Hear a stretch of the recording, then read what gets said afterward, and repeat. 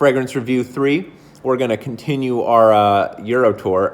I guess that's our theme. Going from Italy to Spain, specifically Barcelona. I'm only doing the tongue inflection once, by the way.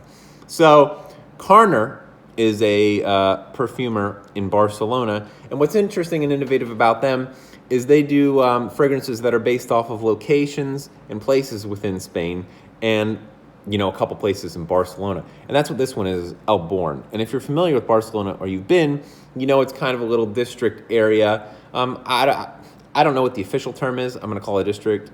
I know I'm going to get flamed for that, but that's just what we're going with.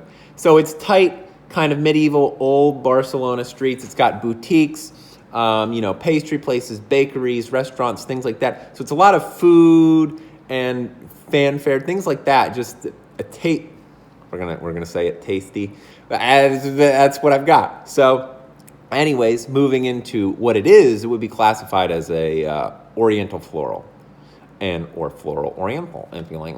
So, what you can get from that is it's going to be sweet, and when you have something that's kind of Oriental floral that's implied to be sweet, it's almost money in the bank. You're going to be getting vanilla, almost money in the bank, and that's exactly what's in there. Like the main prominent note is vanilla, then honey.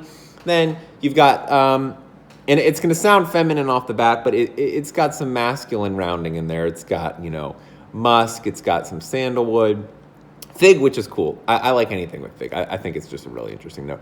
But because we're in the Mediterranean, floating around the Mediterranean, money in the bank, we've got citrus, lime, lemon. Anything based off of the Mediterranean.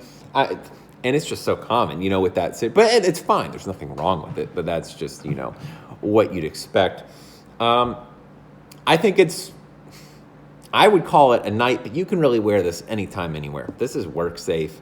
This is everything safe. I've been wearing it a couple times in the past week or two just to see how it works. And to me, it's definitely kind of a go-outy, uplifting, fun.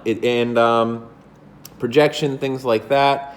I wouldn't call it a strong projector. It's not going to reach far, but when it stays close, but it's potent while it's close. Same as Pardon, which I did last week. And that's what I like, is I like when something isn't obnoxious and will fill a room. However, when you're close to it, you absolutely smell it. It's there. And some people are like, oh, I just wanted to playfully waft and things like that. Why would you spend the money if no one's going to smell it? You know what I mean? So you would want something that somebody can smell, but you don't want it to be obnoxious and reach into their personal space. So I think this is exactly that. And that's kind of the fragrance genre or strength, potency, whatever you want to call it, that I like. Because when someone's close to you, they're going to smell it. Absolutely. And this smells good. It's really good.